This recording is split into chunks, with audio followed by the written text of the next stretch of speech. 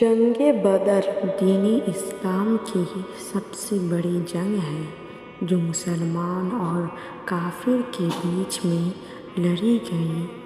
یہ جنگ 17 رمضان المبارک کو جمعہ کے دن لڑی گئی۔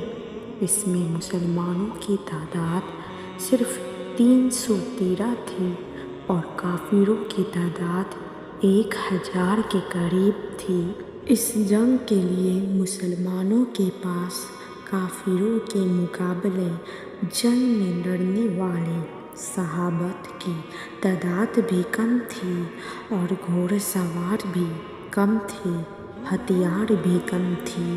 صرف ایک چیز ان کے پاس تھی اور وہ تھا اللہ تعالیٰ پر ان کا توکل۔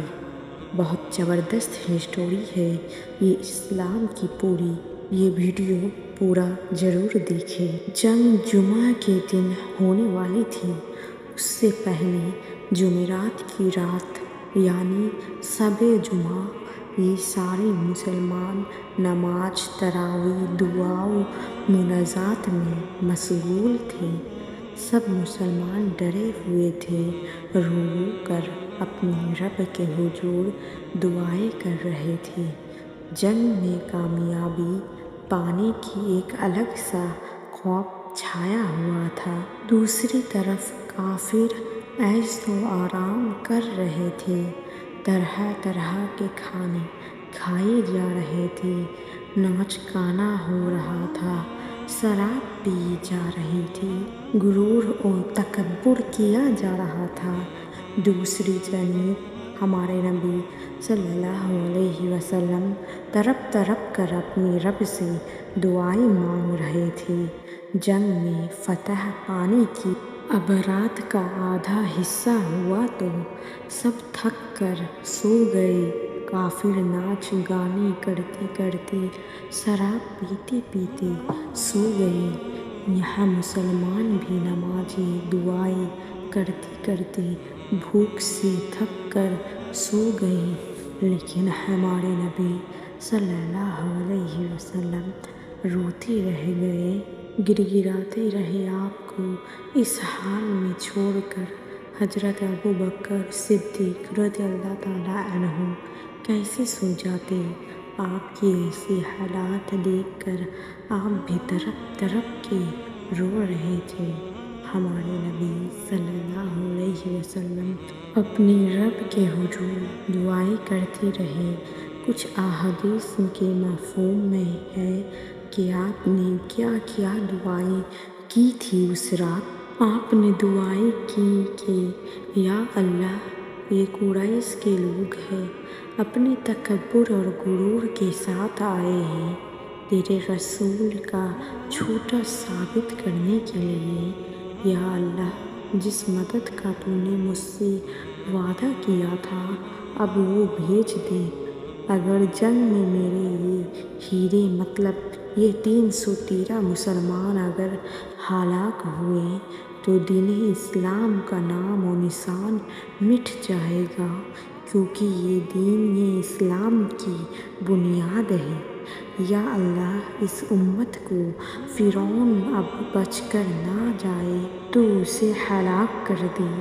آپ روتے رہے، دعائیں کرتے رہے اور اپنا تمام حال بیان کر دیے کہ کیا معاملات ہے۔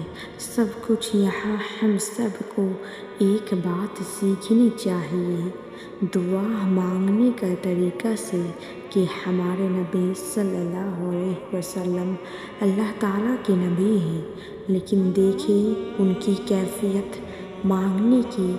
ہر سچویشن کو اللہ کے سامنے پیش کر رہے ہیں، حالانکہ اللہ کریم تو ہر بات سے باخبر ہے، پھر بھی ہمارے نبی کا اس طریقے سے بتانا، اس سے پتہ چلتا ہے کہ ہمیں بھی اللہ تعالیٰ کو اپنا پورا حال بتانا چاہیے اور اس سے حساب سے اس کے اسباب مانگنے چاہیے۔ اب جنگ کا دن آیا، ہمارے نبی صلی اللہ علیہ وسلم تمام صحابہ سے مخاطب ہوئے اور سارا ماجرا بتایا کیسے کیا کرنا، کیسے جنگ کرنی ہے۔ آپ نے سمجھایا کہ ہمارے پاس ہتھیار کم ہیں، ایک ایک تیر کا صحیح سے استعمال کیا جائے، جب دشمن دور ہو تبھی نیزے کا استعمال کیا جائے، اگر وہ قریب آ جائے تبھی تلوار کا استعمال کریں۔ ایسے اور بھی بہت سے رولز جو جنگ میں کام آتے ہیں آپ نے اپنے ساتھیوں کو سمجھائے۔ آپ کے بتائے ہوئے جنگی رولز آج تک لوگ فالو کر رہے ہیں۔ جب آپ سمجھا رہے تھے تبھی سب سے پوچھا بھی گیا کہ ہم اتنے کم ہیں، وہ بہت زیادہ ہے، کیا کرنا ہے؟ جنگ لڑنی ہے یا لوٹ جانا ہے؟ کیونکہ تمام صحابات ڈرے ہوئے تھے۔ اتنے میں ایک صحابی پر سامنے والے کفار نے پتھر پھینکا جس سے ان کا سر پھٹ گیا اور خون سینے پر گرا، تو انہوں نے جوش سے کہا کہ ہم سچے مسلمان ہیں، ہم سینے پر وار کھائیں گے، باز دلوں کی طرح پیچھے سے نہ وار کریں گے نہ وار کھائیں گے۔ پھر آپ نے نبی کریم صلی اللہ علیہ وسلم سے مخاطب ہو کر کہا، یا رسول اللہ صلی اللہ علیہ وسلم، آج جنگ کیسی ہوگی؟ ان کے پاس بے شمار ہتھیار ہے۔ اس وقت ہمارے نبی صلی اللہ علیہ وسلم کے ہاتھ میں ایک لکڑی تھی، انہوں نے لکڑی زمین پر مار کر کہا کہ سن لو، اس جگہ پر ابو جہل مرے گا، اس جگہ پر عتبہ، اس جگہ پر شیبہ اور بھی بہت سے کفار کے نام حضور صلی اللہ علیہ وسلم نے کہا، یہ لوگ یہاں مریں گے۔ اب جنگ کا دن شروع ہوا۔ رحمان کے بندے اور شیطان کے ساتھی دونوں آمنے سامنے آئے، سامنے موت کا منظر تھا۔ سب صحابی حضور صلی اللہ علیہ وسلم سے فرما رہے تھے، آپ کے آگے بھی ہم ہیں، پیچھے بھی ہم ہیں، دائیں بھی ہے، بائیں بھی ہے، اب کوئی بھی حملہ آپ پر آنے سے پہلے ہم سے ہو کر گزرے گا۔ اتنے میں ایک سنسن ہوا کی آواز آئی۔ تمام صحابہ نے آپ صلی اللہ علیہ وسلم سے پوچھا، یہ کیسی آواز ہے؟ ہمارے نبی صلی اللہ علیہ وسلم مسکرائے اور فرمایا، یہ جبرائیل علیہ السلام کے ساتھ 500 فرشتے آئے ہیں، ان کے آنے کا شور ہے۔ پھر ایک اور آواز آئی۔ تمام صحابہ نے پھر دریافت کیا، اب یہ آواز کیسی؟ فرمایا، اب میکائیل علیہ السلام آئے ہیں 500 فرشتوں کے ساتھ۔ سبحان اللہ، وہ لوگ 1000 ہیں، ان کے مقابلے میں اللہ تعالیٰ نے 1000 فرشتے بھیجے ہیں جو ہماری سائڈ سے ان سے لڑیں گے۔ بدر کے میدان میں یہ عالم تھا کہ وہاں سے صحابی صرف تلوار اٹھاتے تھے اور وہاں اتنی دور تلوار کو دیکھتے ہی کافروں کی گردنیں کٹ کٹ کر گر جاتی۔ یہ وار فرشتوں کی طرف سے ہو رہے تھے۔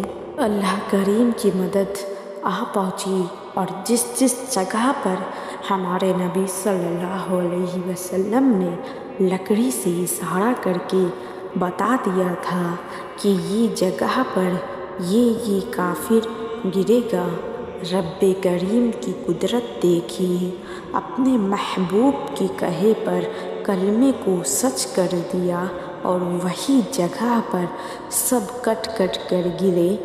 اس سے یہ پتہ چلتا ہے کہ اللہ تعالیٰ کے حکم سے، اللہ تعالیٰ کی عطا سے ہمارے نبی صلی اللہ علیہ وسلم غیب کا علم رکھتے ہیں، اور ہمارے نبی صلی اللہ علیہ وسلم کی کوئی دعا اللہ خالی نہیں جانے دیتا، ان کی دعائیں قبول ہوتی ہیں۔ ماشاء اللہ۔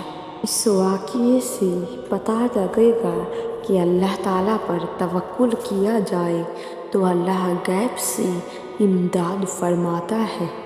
پکا سچا یقین ہو اللہ تعالیٰ پر تو ناممکن بھی ممکن میں بدل جاتا ہے۔ اس سے سیکھنے کو ملا کہ جیت ہمیشہ سچائی کی ہوتی ہے۔ اللہ کریم نے سورہ انفال میں اس جنگ سے متعلق کیسے اللہ نے اپنی مدد پہنچائی سب تفصیل سے بیان کیا ہے۔ آج 17 رمضان ہے۔ آج جنگ بدر کا دن ہے۔ ہر مسلمان کو جنگ بدر کے بارے میں معلوم ہونا چاہیے۔ زیادہ سے زیادہ اسے شیئر کریں اور ثواب کمائیں۔ آج کے دن مطلب 17 رمضان المبارک کو ہم تمام ایمان والوں کی ماں مطلب ام المومنین حضرت عائشہ صدیقہ رضی اللہ تعالیٰ عنہ کے یوم وصال بھی ہے۔ خوب ان کے لیے ایصال ثواب پیش کرے اور دعائیں کرے۔ جزاک اللہ خیرا۔